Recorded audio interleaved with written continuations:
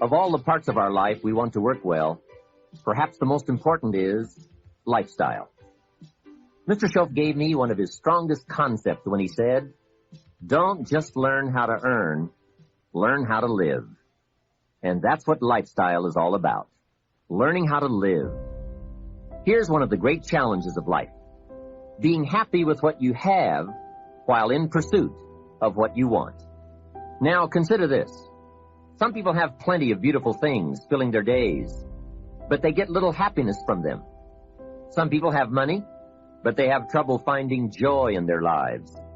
Imagine a father wads up a $5 bill and throws it at his son, saying, "Here, if you need the darn stuff that bad, take it."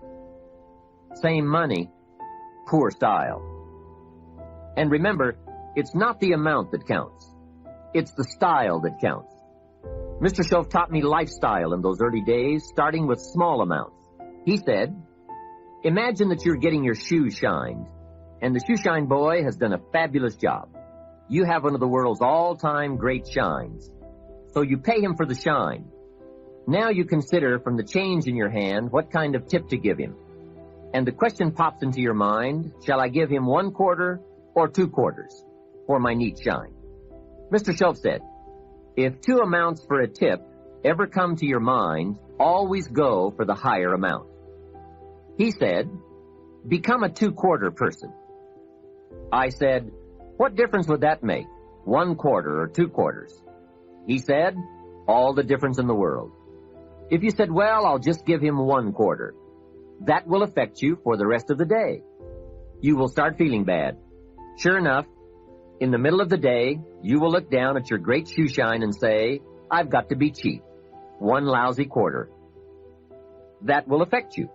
However, if you go for 2 quarters, Schoaf said you can't believe the feeling you can buy for another quarter. That's lifestyle. Becoming a 2-quarter person and learning to get joy from the greater person you are becoming. A man came up and introduced himself to me after one of my seminars in Detroit, Michigan. And he said, Mr. Rohn, you got to me tonight. I've decided to change my whole life. I said, fantastic. He said, you will hear about it someday. I said, I don't doubt that. Sure enough, a few months later, I was back in Detroit for another lecture. And the same man walked up and said, Mr. Rohn, do you remember me? I said, I do. You are the man who said he was going to change his life. He said, that's me, and I've got to tell you a story. Here's the story he told me.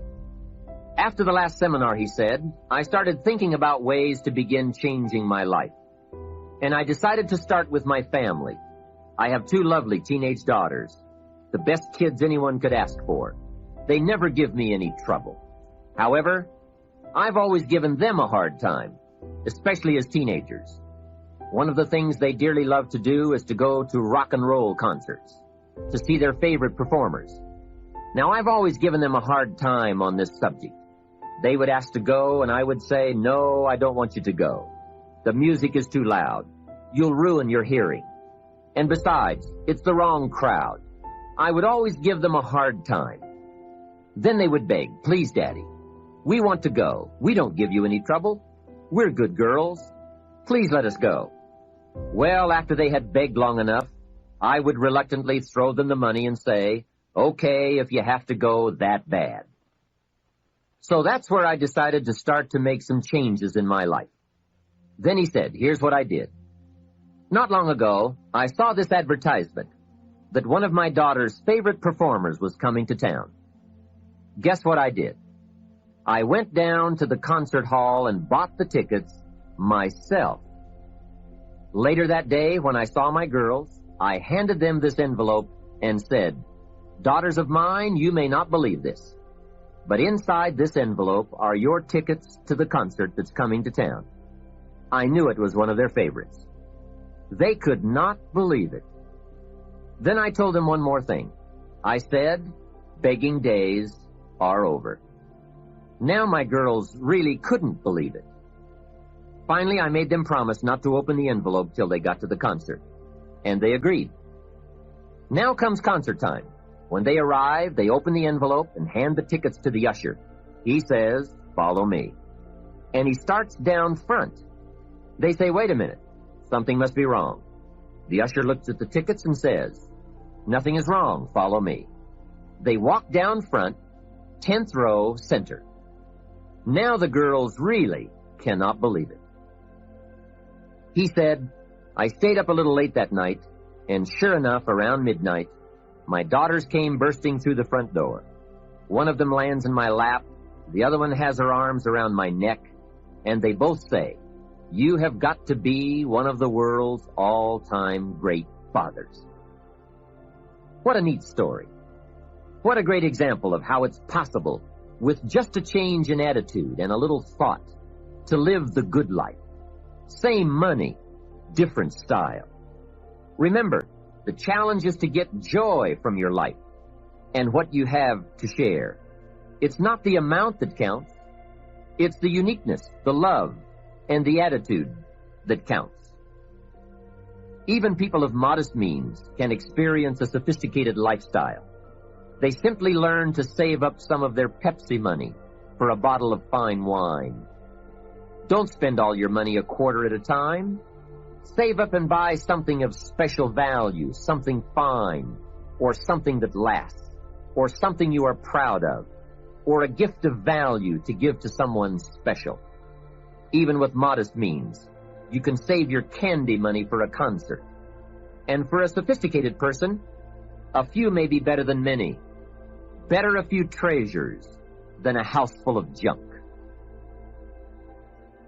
Lifestyle is a matter of awareness, values, education, and disciplined taste. It is an art that brings joy as its practice, not just a subject to be studied. It is the deliberate decision to savor and enjoy all the experiences and possibilities of life. Remember, all good things are upstream. A conscious act from a unique thought. That's where the pleasure is. And the act serves as a bridge between dreams and reality. So develop your lifestyle.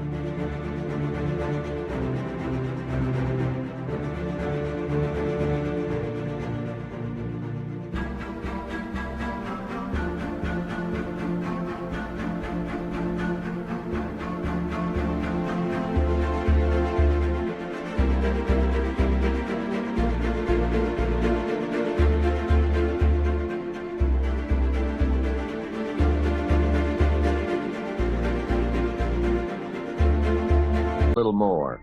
Your style of seeing, giving, sharing, enjoying. It's not the amount that counts, but the experience of choosing to live with style. I remember saying to Mr. Shoaf one time, if I had more money, I would be happy. And he gave me some of the better words of wisdom when he said to me, Mr. Rohn, the key to happiness is not more. Happiness is an art to be studied and practiced. He said, more money will only make you more of what you already are. More will only more quickly send you on to your destination. He said, if you're inclined to be unhappy, if you get a lot of money, you will be miserable. More money will only make you more. More money will only amplify. If you're inclined to be mean and you get a lot of money, you will be a terror. If you're inclined to drink a little too much, when you get a lot of money, you can now become a drunk because you can drink everything. So style is not more. Style.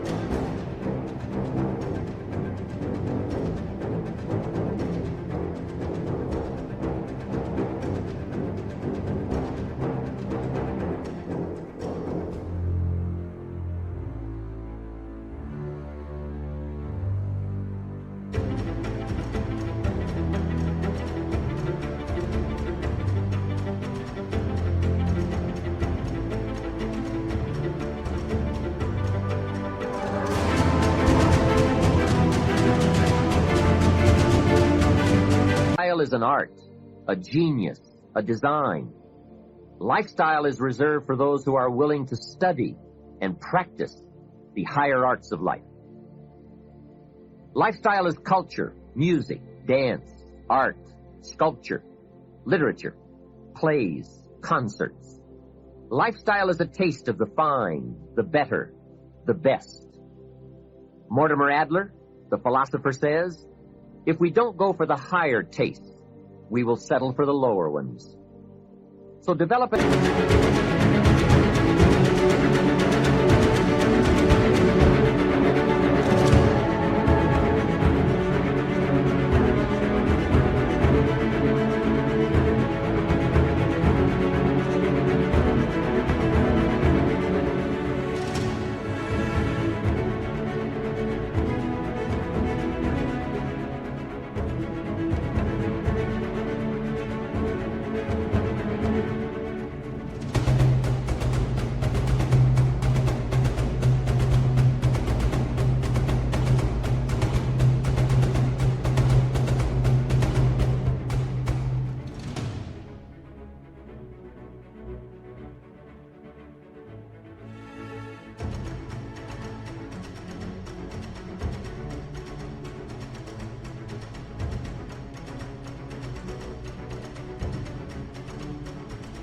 An appreciation for the fine.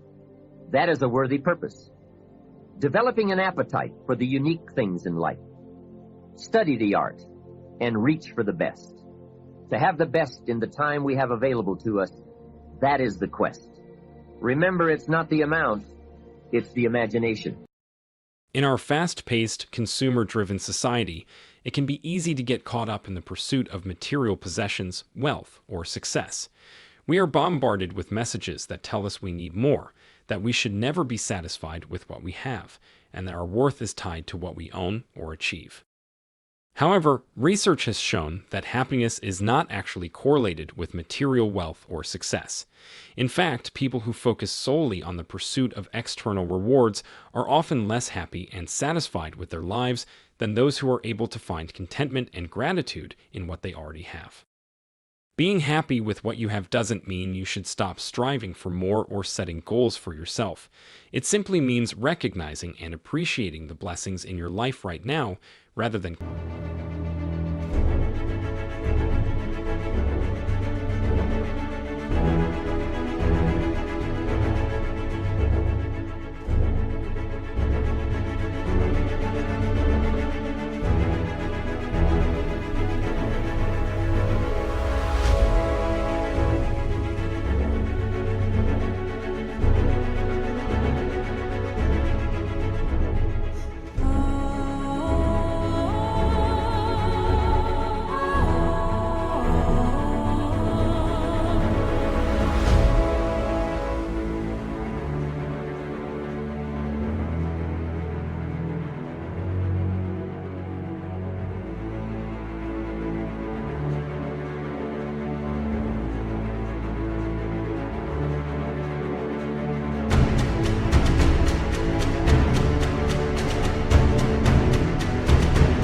constantly chasing after something that you think will make you happy in the future. When we learn to be happy with what we have, we experience a sense of contentment and inner peace that can actually fuel our pursuit of our goals. Rather than being driven by a sense of lack or inadequacy, we are motivated by a desire to grow, learn, and create. This can lead to greater success and fulfillment in the long run. In addition, being happy with what we have allows us to cultivate a sense of gratitude and generosity towards others. When we recognize the abundance in our lives, we are more likely to share our resources and support those around us. This creates a positive cycle of giving and receiving that can bring joy and fulfillment to both ourselves and those we interact with. In conclusion, being happy with what we have is an important mindset to cultivate, even as we pursue our goals and dreams. It allows us to experience contentment and gratitude in the present moment, fueling our growth and success in the long run. It also fosters a sense of generosity and kindness towards others, creating a positive ripple effect in the world.